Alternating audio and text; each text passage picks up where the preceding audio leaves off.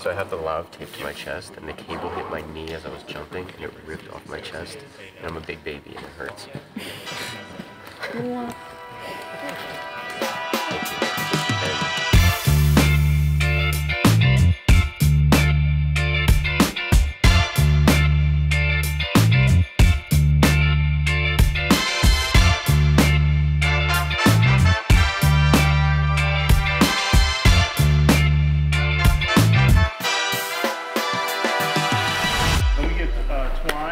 You have an idea, and then you ask your team, how can this happen? How can we make it happen?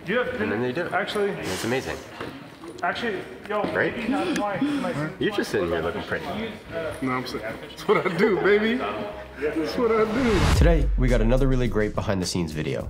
What we're gonna be breaking down today is a PSA project for Newark Public Schools. I was brought on by Palette Group and director Justin Guo. This is our third project together, and we have started to build a really great relationship together. And this was probably one of our bigger projects and more extensive projects. And I think him as a director and me as a DP have grown, as individuals over the years that we have worked together. And coming together, we have really showed our strengths and showed how we have grown individually to come together to really create a really great project together. The idea behind the PSAs was Justin's idea to do a sort of like SNL type skit.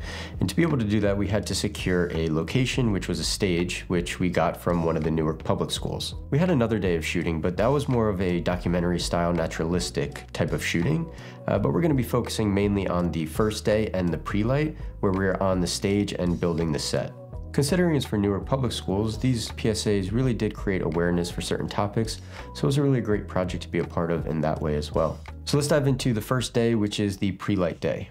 So pre-light days are pretty self-explanatory. Pre-light day.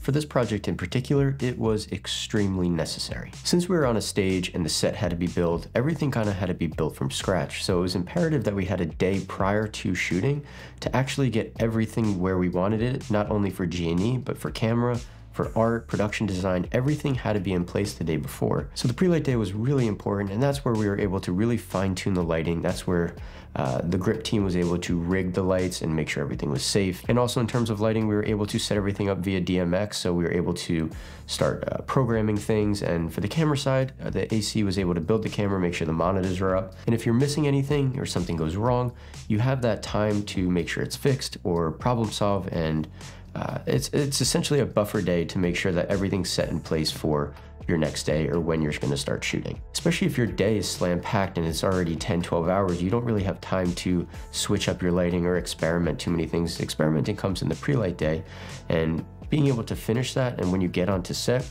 that allows for maximum time for performance and be able to get as many takes as possible for the director. So the team that we had on this project was top notch. We really had such an amazing team. On the G&E team, we had Nate Airy as gaffer, we had David Alexander as our key grip, Hayden Ballard as best boy grip, Jessenia Zambrano as best boy electric, we had James Hargrove as swing. On camera, we had Darby Eargang as first AC. Also, I want to give a big shout out to the art department for building the set and giving us a foundation to work from.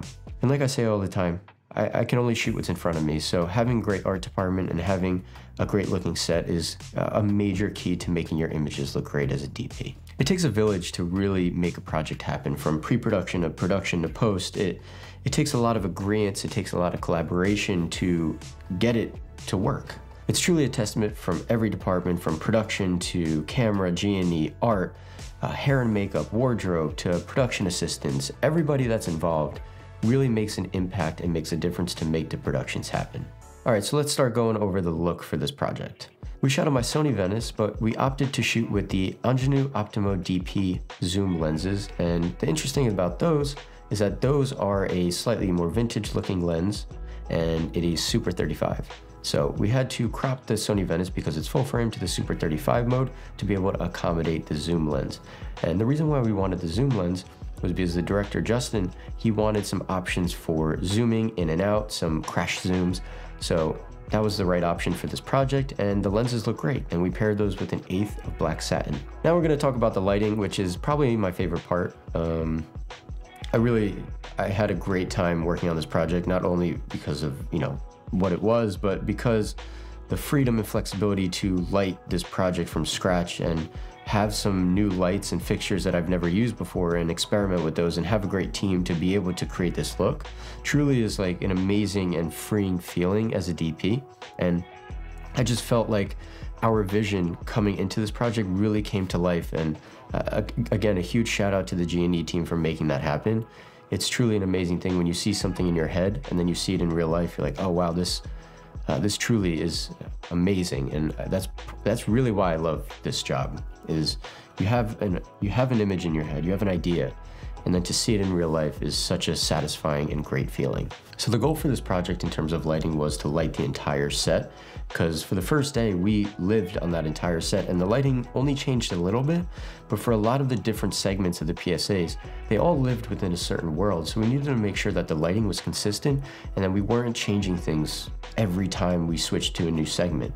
So it was really important to come up with a game plan in pre-production and come up with a way that we could really light this set in an effective way and not have that many stands on set. So everything was really rigged overhead. And the other added benefit, since things are rigged overhead, you don't really have access to the fixtures itself. So everything was connected via DMX to our DMX board that was operated by our gaffer, Nate. Prior to production and the pre-light day, Nate sent me a lighting diagram of what he envisioned for the lighting. And this was a great opportunity for me to look at the lighting diagram and see what he envisioned for the look. And I was blown away by the extensiveness of this lighting diagram, as well as the breakdown of the lighting fixtures, and it really allowed me to envision what was going on in his head and how we were able to accomplish this. But it also gave me a way to share with production how we were going to do this, why we needed certain fixtures, and I think it was really important for him to do that, and I'm really grateful that he did do that. It gave him and the crew kind of like a work guide to be able to accomplish this on the day. In terms of lighting fixtures, we definitely had quite a few fixtures on this project. As you can see here, the list is kind of extensive and each light fixture had a very specific purpose. And you can see in the diagram as well, most of those lights are in a very specific spot, again, for a very specific purpose. The main light source came from an overhead softbox, which was illuminated by 3 Aputure P600Cs. The great thing about this softbox is the idea of control. You'll notice that the softbox isn't open. It's closed off on each side by Duvetine, creating a more directional soft light coming down, which hence means control. So the diffusion material used was a full grid, and the softbox itself was rigged to the trussing system of the stage, which allowed for varying heights depending on where we wanted it. So the overhead light was our base look. It was the foundation to be able to work from. And the overhead light was the first part to lighting the subjects. You could have left it at just the overhead look and it would have been soft, it would have been nice, but it wasn't the look that we were going for. So we ended up doing a nice wrapping key light that was a big soft source that kind of accommodated that overhead light. And how we did that was 2 Aputure Nova P600Cs. I think initially we wanted cream source vortexes, but we weren't able to source them in time. But the apertures worked great. And we put that through an 8x diffusion, and in front of the diffusion we had a honey crate grid. And again, that was for control. If we just had the diffusion, the light would have spilt everywhere on the background and places that we didn't want it. The idea is control always. So the honey crate allowed the light to be more directional on just the subject's faces. So with the overhead and the key light on the floor, that's what we use to really light the subjects. As important as it is to light the subjects, we also needed to light the background. And this is where a lot of taste, this is where a lot of style can come in. So let's work our way back from the front. So we had 2 light map 4s on opposite sides of the set. Those were wrapped with Duvetine to create its own like soft little softbox, similar to the big one overhead, but these ones were smaller, and these kind of helped illuminate the background a little bit, and these just created a little bit more top ambience in the background. Moving back, we had the Kino Diva light panels in, again, each side, similar to where the light mats were, and those were wide open. We didn't have any soft boxes on them, we didn't have any grids on them, they were just bare panels. And the reason for that was just creating a nice, soft, broad, bright source. And those were really to help accompany and backlight the subject softly, also to raise the ambience of the background and light the set as well.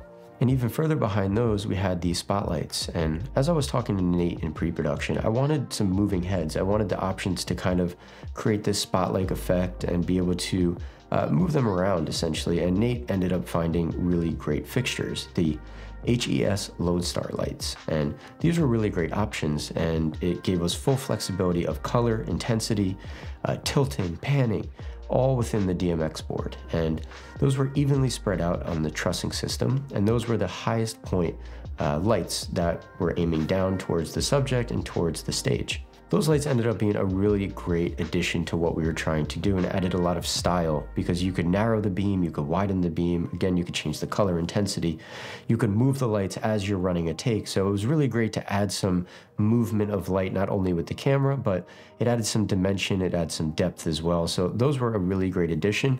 Mixed in with haze, you were able to really get the actual beam that we were going for. The next set of fixtures I'm going to talk about are probably my favorite on this entire set. I remember in pre-production, I was looking at some references, and I remember watching this Post Malone Chemical music video.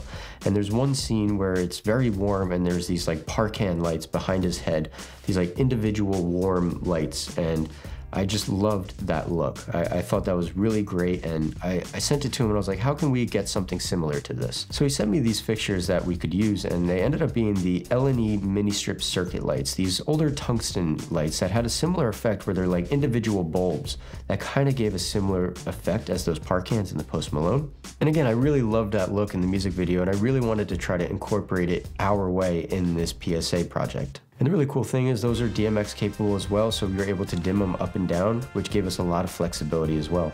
So not only was that light used as a stylistic choice, but it was used for a practical purpose as well. It really did create a nice backlight for the subjects and edged them really nicely, and it created a nice glow at the top of the frame that we were looking for. And the last couple fixtures that we used were spread out amongst the set, trying to fill in the gaps of lights where we really needed some extra level, were the Astera Titan tubes.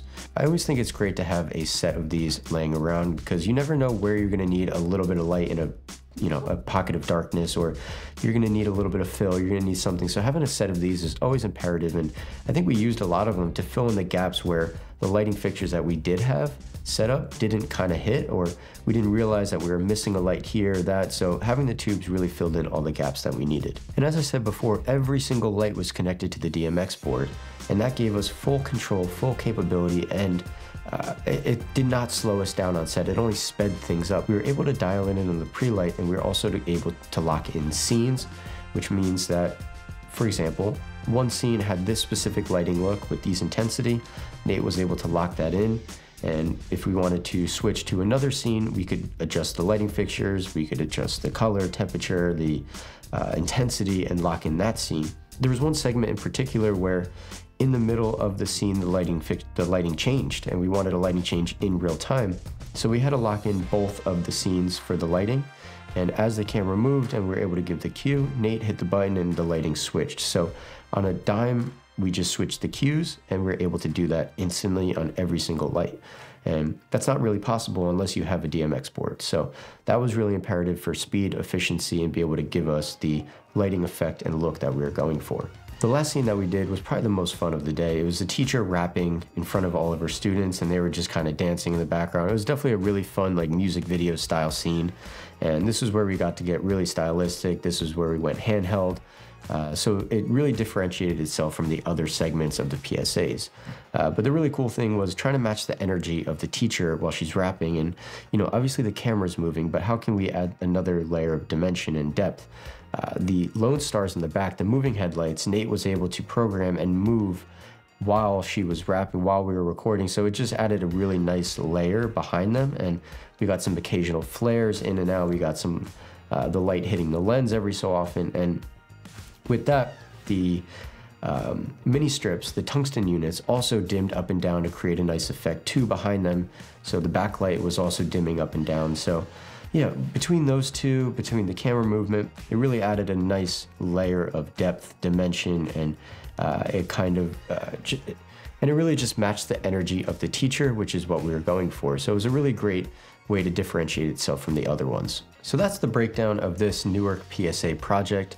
Again, I had a really amazing time working on this project. I was surrounded by an amazing team, amazing creatives from production to the G&E, camera, art, from all the PAs, hair, makeup, wardrobe. Everyone played an important role in this project to make it happen. And again, I don't think I said this prior, but shout out to the teachers, the school, the kids that were involved in this. It could be intimidating walking on a film set with all these big lights, the big cameras, but they truly nailed it. And, I think that's truly a testament to Justin and his directing ability to be able to get everyone comfortable, make sure that they are ready to go, and they know what they're doing. So it was really great to see Justin in his element and growing and becoming a really amazing director. Besides that, this project really challenged me as a leader. It helped me grow as a leader, as a communicator, as a delegator.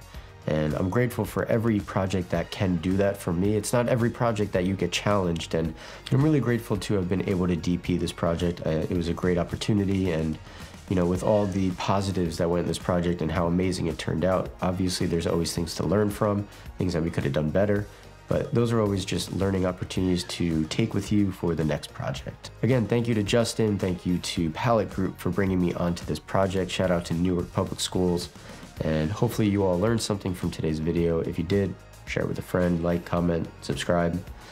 I'll see you guys next time. Have a great day. Peace out.